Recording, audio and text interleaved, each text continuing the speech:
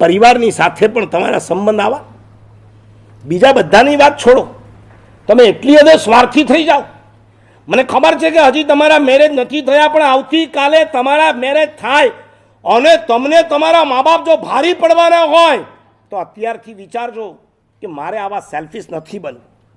તમને ખબર છે, તમારા જીવનમાંથી આ સ્વાર્થને દૂર કરવું હોય તો એક વાત કરો, તમે જ્યાં જાઓ ત્યાં બીજાનો વિચાર શરૂ કરો, પોતાનો નહીં. હમણાં પ્રણવે સરસ વાત કરી.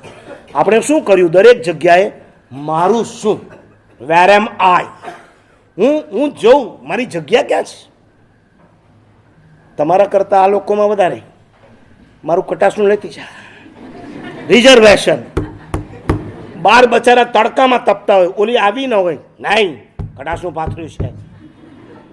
આ કઈ પિક્ચરના ઓડિટોરિયમ છે કે નંબર મુજબ જ બધાએ બેસવાનું છે?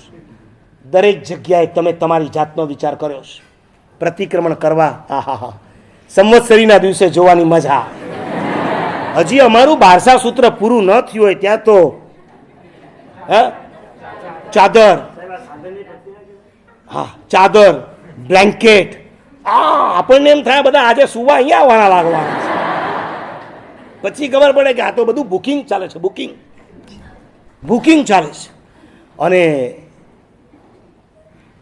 તમે સંવત્સરીના દિવસે અફલાતુન ટેકાવાળી બારીવાળી જગ્યા લઈ લો ત્યારે તમને એવો વિચાર ના આવે કે હું આજે બપોરનું એકાશનામાં બરાબર ઝાપટીને આવ્યો છું, એની જગ્યાએ કોઈને 28 હશે, કોઈને ભદ્રતપ હશે, કોઈને 8મ હશે, લાવ એને ટેકાવાળી જગ્યા આપું.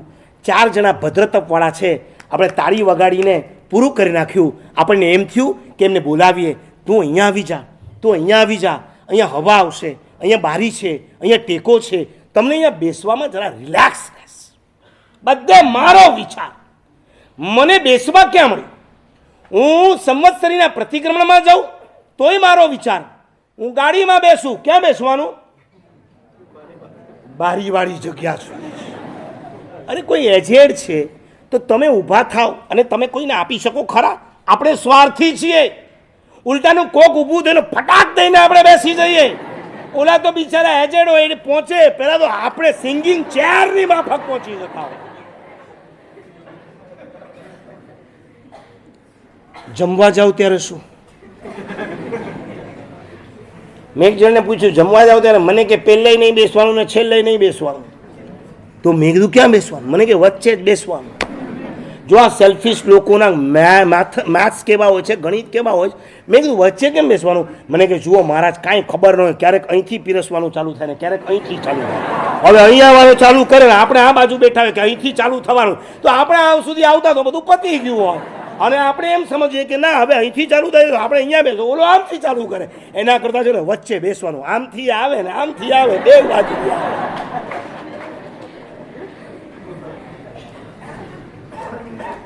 અમારા ગચ્છાધિપતિ સ્વાર્થ વગરનું જીવન જો જોવું હોય તો આ મહાપુરુષનું જોવા જેવું છે. મુંબઈથી મહારાષ્ટ્ર તરફ અમે વિહાર કરતા હતા, રસ્તામાં એક પણ ઘર નહીં.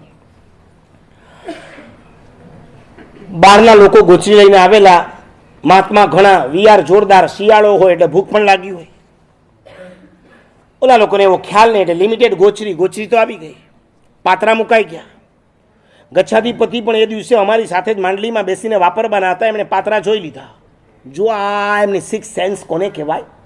એના કરતાં પણ પરોપકાર, રસિકતા, પરાર્થ ભાવ કોને કહેવાય? એ મહાપુરુષે જોયું કે પાત્રામાં આજે આહાર એટલે કે દેટ મીન્સ રોટલી વગેરે ઓછી દેખાય છે. મહાત્મા ઘણા છે, રોટલી ઓછી છે. તરત પોતે ઊભા થયા. એટલે અમારા જેવાએ પૂછ્યું, મહારાજ વાપરવાનું બાકી છે, આપ પહેલાં વાપરી લો પછી. નહીં, આજે મારા પેટમાં જરા ગડબડ છે. અમે સમજતા હતા પેટમાં નથી ગરબડ, આ અહીંયા ગરબડ ચાલુ થઈ છે. માં કોને કહેવાય ખબર છે? ઘરમાં 4 પેંડા હોય ને ખાનારા 5 જણા હોય એ વખતે જે એમ કહે ને કે મને તો પહેલેથી પેંડો ભાવતો જ નથી, એનું નામ માં. માં કોઈ દિવસ પોતાના દીકરાઓને ખવડાવ્યા વગર ખાઈ ન શકે. આ અમારી માં છે. એની સાથે 25 ઠાણા હોય તો 25ની માં બની જાય ને 50 ઠાણા હોય તો 50ની માં બની જાય. એ પેલા અમારો વિચાર કરે કે આ લોકો થાક્યા છે, મારે ક્યાં વિહાર કર્યો? હું તો ડોલીમાં આવ્યો છું, મને ક્યાં એવી ભૂખ છે ફટાક દઈને હું પૂછું કે મહારાજ આપે ના મારે આજે ગરબડ છે ગેસ થઈ ગયો છે મને નથી મજા મારે વારંવાર ઠલ્લે જવું પડે એમ છે માટે તમે આગ્રહ નહીં કરો અમે સમજીએ કે મારા સાહેબ આ બધું અમને વપરાવવા માટે કરે છે અને પછી ન વાપરે તે ન જ વાપરે અમને બધી જ ગોચરી વપરાવી દે પોતે ભૂખ્યા રહે આનું નામ પરાર્થ